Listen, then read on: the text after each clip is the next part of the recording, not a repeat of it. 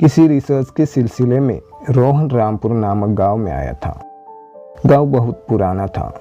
वह ठहरने के लिए कोई होटल तो थी ही नहीं और ना कोई गांव वाला किसी अनजान व्यक्ति को अपने घर में रहने देता। काफी देर इधर उधर भटकने के बाद रोहन को एक लड़की आती हुई नजर आई। उसने चेहरे पर लंबा घूंघट निकाला हुआ था। रोहन ने उससे रोका और पूछा, इस गांव में किसी अनजान मुसाफिर को रुकने के लिए कोई जगह मिलेगी? रोहन ने पूछा। लड़की कोई जवाब नहीं देती है। थोड़ी दूर जाकर एक गेस्ट हाउस की तरफ इशारा करती है। रोहन गेस्ट हाउस देखकर बहुत ही खुश हो जाता है। जैसे ही उस लड़की को थैंक यू कहने के लिए पीछे मुड़ता है तो लड़की वहां से जा चुकी होती है। उसे थोड़ा अजीब लगता है, पर रहने के लिए जगह मिल जाने की खुशी में वह सब पर ध्यान नहीं देता। वह गेस्ट हाउस की तरफ बढ़ता है। देखने में ऐसा लग रहा था कि जैसे किसी पुरानी हवेली को गेस्ट हाउस में बदल दिया गया हो। रोहन हवेली में पहुंचता है।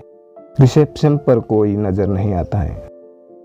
रोहन, हेलो, कोई है क्या? तभी अंदर से लंबा सा दिखने वाला एक आदमी बाहर आता है। सिर पर पगड़ी थी, चेहरे पर दाढ़ी मुच्छी थी, दिखने में अकड़ू लग रहा था। भारी आवाज में बोला, मेरा नाम बहादुर है, मैं यही यहाँ की देखभाल करता हूँ। तुम्हें क्या चाहिए? कोई रूम मिलेगा? रोहन बोला। हाँ, मिल जाएगा। एक चाबी उसके हाथ में थमा कर कहता है, सीढ़ियाँ चढ़ते ही पहला कमरा है। रोहन चाबी लेकर रूम में पहुंच जाता है। रूम काफी बड़ा पुराने तरीके से सजा हुआ था। उसकी तीनों दीवारें सजी थी, पर एक दीवार बिल्कुल खाली थी। अजीब सा खिंचाव महसूस कर रहा था। वह धीरे धीरे दीवार की तरफ बढ़ता है। तभी पीछे से किसी के चलने की आवाज आती है। रोहन मुड़कर देखता है तो सामने से वही घूंघट वाली लड़की हाथ में मैट्रे लिए खड़ी थी। रोहन आगे बढ़कर, तुम वही हो ना जो बाहर मिली थी? वह औरत ट्रे को टेबल पर रखकर बिना कुछ जवाब दिए चली जाती है। अगले दिन रोहन जल्दी उठकर रिसर्च के लिए गांव के बाहर स्थित पुराने मंदिर की तरफ जाता है।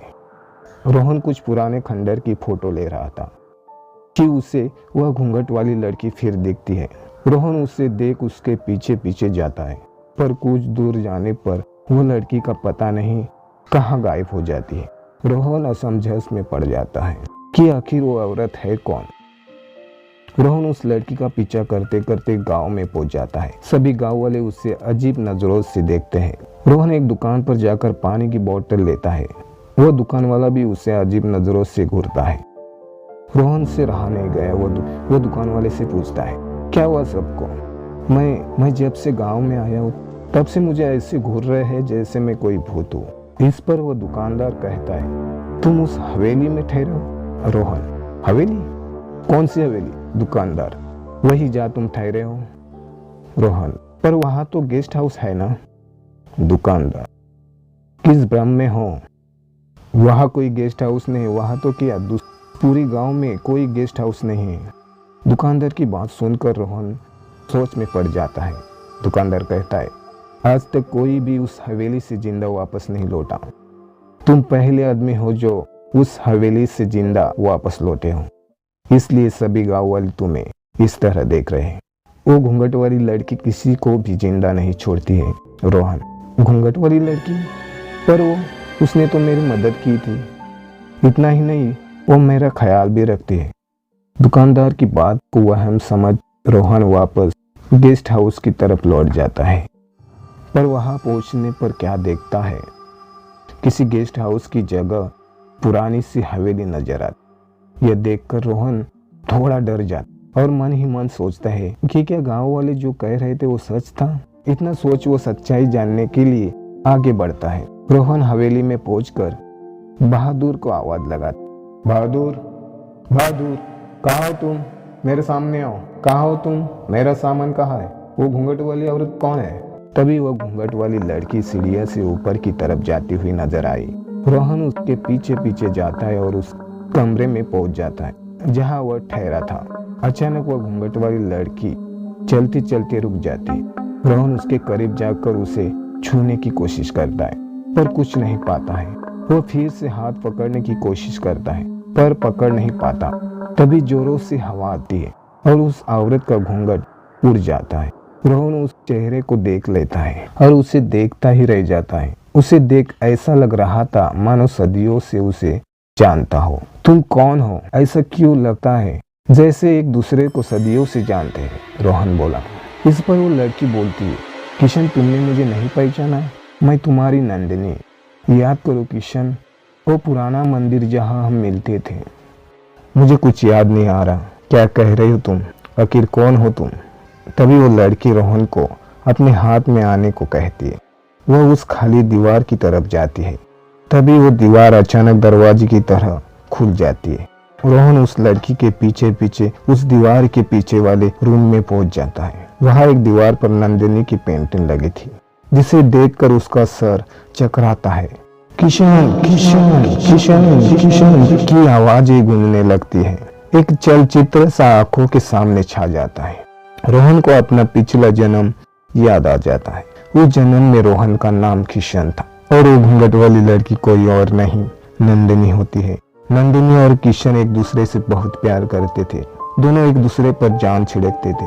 वो दोनों अक्सर एक गांव में उसी पुराने मंदिर के पास मिलते थे। पर नंदिनी के भाई को उनका प्यार मंजूर नहीं था क्योंकि किशन एक बंजारे का बेटा था और नंदिनी तो राजघराने की। जब नंदिनी के भाई को उन दोनों के प्यार के बारे में पता चलता है तो किशन और उसके परिवार को गांव छोड़कर जाने को कहता है। पर किशन उसकी बात नहीं मानता। वो गांव छोड़ जाने से इनकार कर देता है।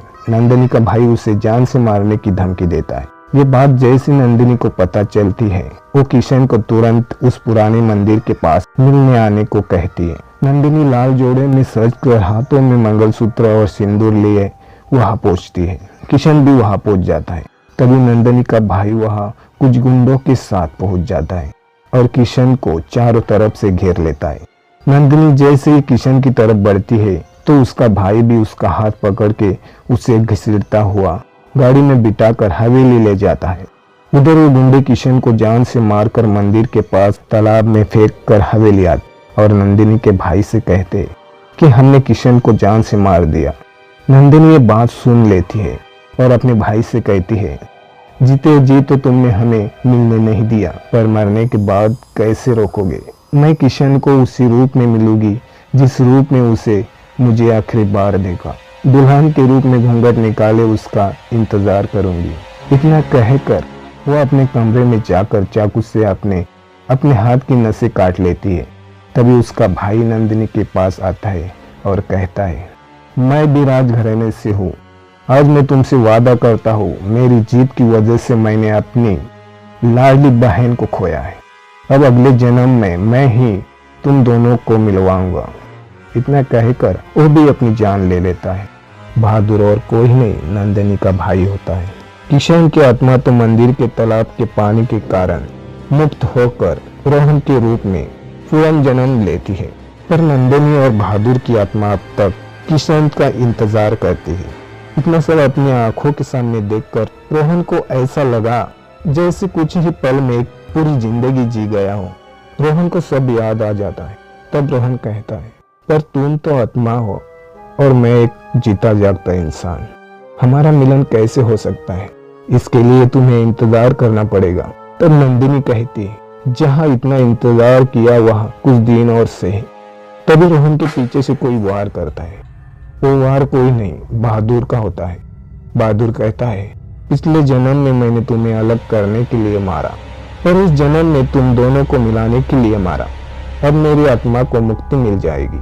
इतना कहकर बहादुर की आत्मा मुक्त हो जाती है और रोहन और नंदिनी की आत्मा का मिलन हो जाता है। दोस्तों, अगर आपको भी ये कहानी पसंद आई तो इस चैनल को सब्सक्राइब करें और घंटी के आइकॉन को प्रेस करना बिल्कुल ना भूलें। धन्यवाद।